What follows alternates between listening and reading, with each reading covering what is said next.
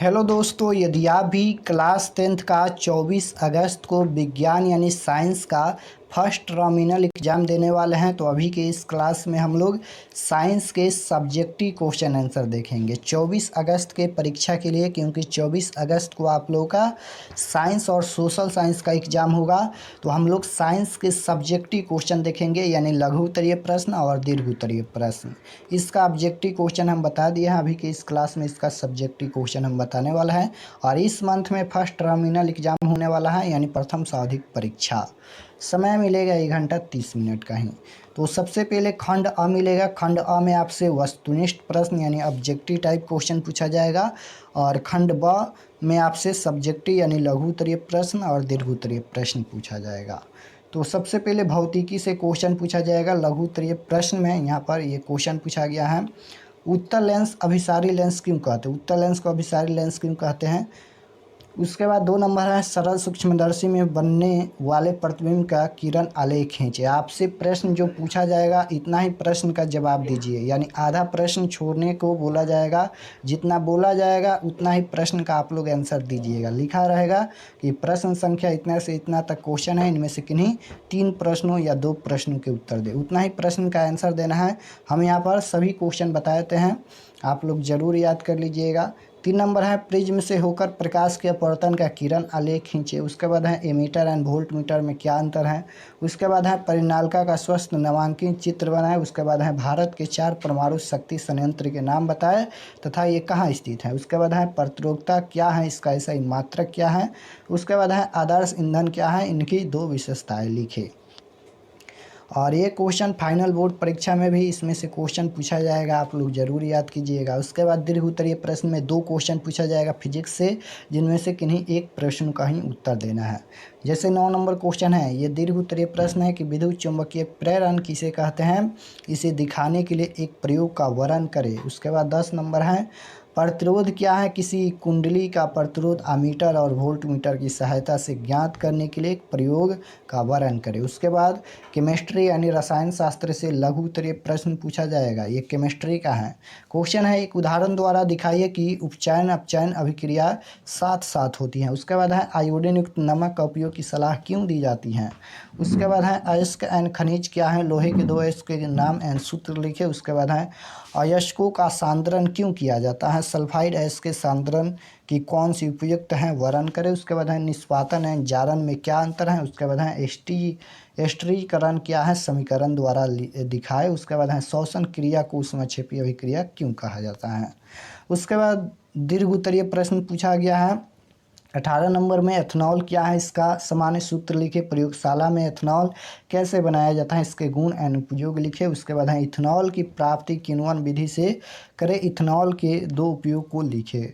तो ये सभी क्वेश्चन है, ये क्वेश्चन आपके एग्जाम में हो सकता है या 18 नंबर पर है तो 20 नंबर या 5 नंबर 7 नंबर इस प्रकार से क्वेश्चन रह सकता है, लेकिन आप लोग जरूर याद कीजिएगा। उसके बाद जीव विज्ञान यानी बायोलॉजी का लघु उत्तरीय प्रश्न पूछा गया है, 20 नंबर क्वेश्चन है, न्यूलैंड का अष्टक नियम की सीमाएं क्या है। उसके बाद है कि रक्त क्या है, इसके संगठन का वर्णन कार्य के साथ करें। उसके बाद है लैंगिक तथा अलैंगिक जनन में क्या अंतर है, और जैव विकास क्या है, डीएनए आनुवंशिकता का आधार हैं कैसे। तो अगर आप लोग को आंसर याद होगा तो अपने आप से आंसर लिखने का प्रयास कीजिएगा, उसके बाद इसका आंसर मिलाइएगा। आंसर हम बताने वाले हैं अभी। 3 नंबर क्वेश्चन देखिए यहाँ पर, अब यहाँ पर आंसर हम बताने वाले हैं, ये 3 नंबर क्वेश्चन का आंसर है, यानी आधा प्रश्न छोड़ देना है, इसलिए 3 नंबर का आंसर है। जो कि पूछा गया था कि प्रिज्म से होकर प्रकाश के अपवर्तन का किरण आलेख खींचे। तो इस प्रकार से केवल यहाँ पर ये फिगर बना लेना है।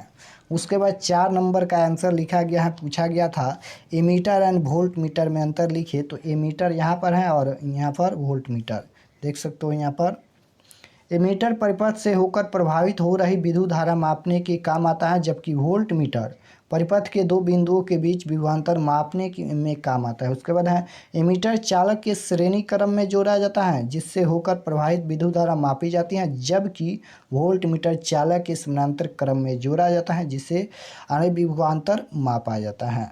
उसके बाद 5 नंबर क्वेश्चन का यहाँ पर एक केवल फिगर बना देना है। उसके बाद 6 नंबर क्वेश्चन देखिए, 6 नंबर क्वेश्चन का आंसर यहाँ तक लिखा गया है। जैसे तारापुर परमाणु शक्ति संयंत्र यह महाराष्ट्र में स्थित है, यहाँ पर बताना है।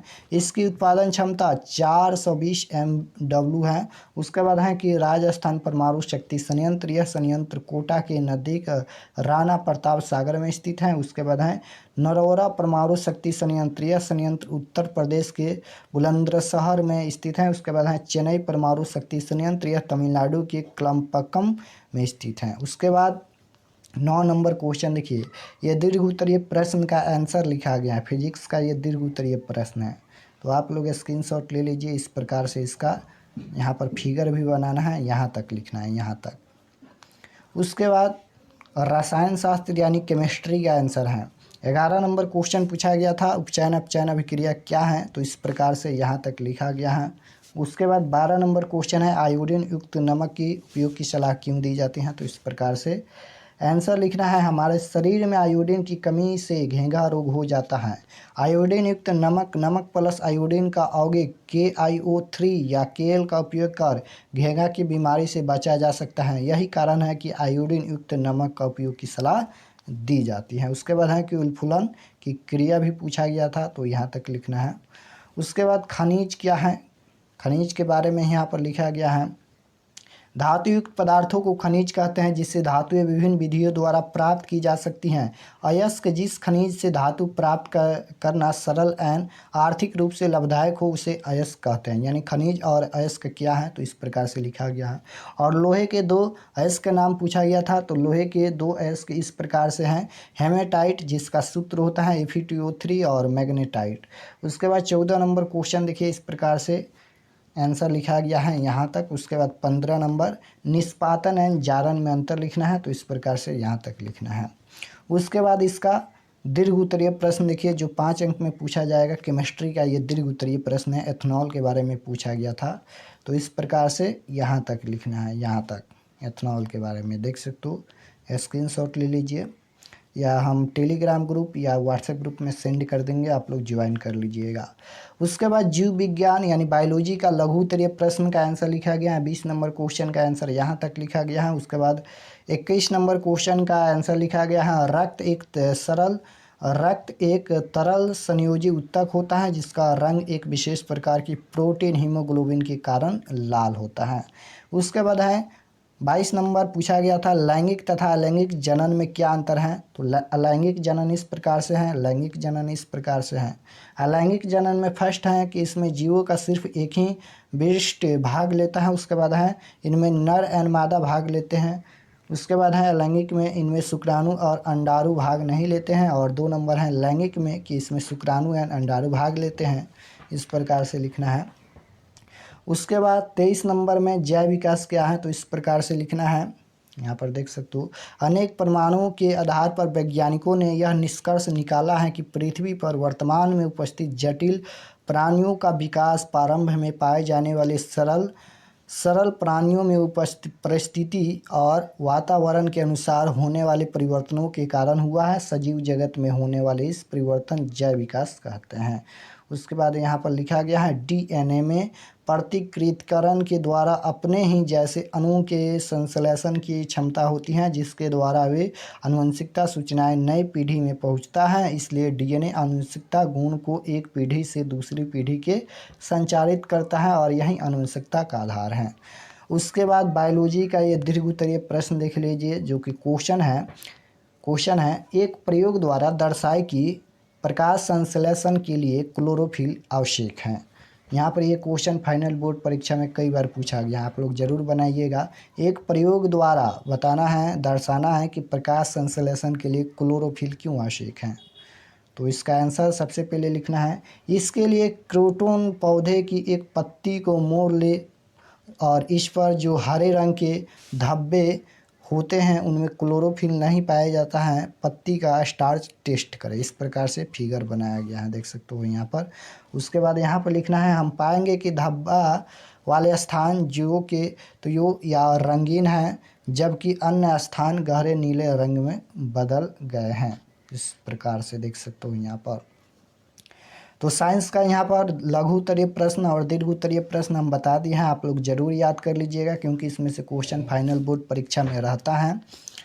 और जितना भी मंथली एग्ज़ाम हुआ है और ये फर्स्ट टर्मिनल एग्ज़ाम हो रहा है, इसी में से क्वेश्चन आपके फाइनल बोर्ड परीक्षा में पूछा जाएगा। तो आप लोग ज़रूर तैयार रखिएगा। और अगर आप लोग चैनल पर नए होंगे, चैनल को ज़रूर सब्सक्राइब कर लीजिएगा ताकि आने वाले नेक्स्ट क्लास आपके पास ज़रूर पहुँचे। तो मिलते हैं नेक्स्ट क्लास में, तब तक अपना स्टडी कीजिए। आप सभी को धन्यवाद।